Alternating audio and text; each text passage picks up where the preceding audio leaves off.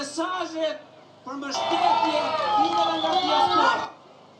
Në datat 6, 13, 20 dhe 27 në Washington DC, përpara ambasadës shqiptare në Amerikë, unë bashkë me disa bashkëorganizatorë kemi organizuar protestat në mbështetje të zëri qytetarëve që po ndodh këtu.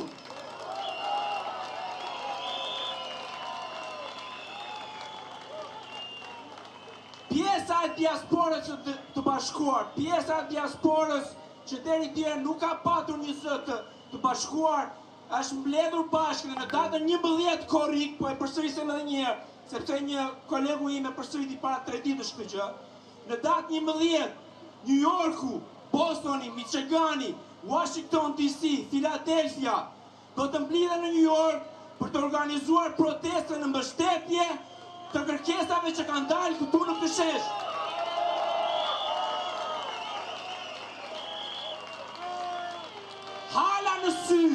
Hala në sy e kësaj qeverie janë populli. Janë pijët e pijat e këtij populli këtu, që janë mbledhur në këtë shesh. Nenat, baballarët, gjyshet, fëmijët tanë, motrat e vëllezrit janë këtu dhe për këtë është hal. Prandaj ky ka filluar lincimin e të gjithëve. Dhe një minutë do ta merra sepse kam shkruar edhe këtu të kapin emocione, ndonjëherë harron disa gjëra. Një minutë do t'ju marr. Cila do t'jetë kryefjala e kësaj proteste? Janë disa, po e filloj me të parën.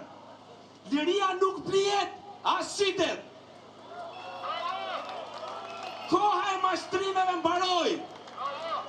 Koha e përgjegjësisë filloi. Kur digjet drejtësia, digjet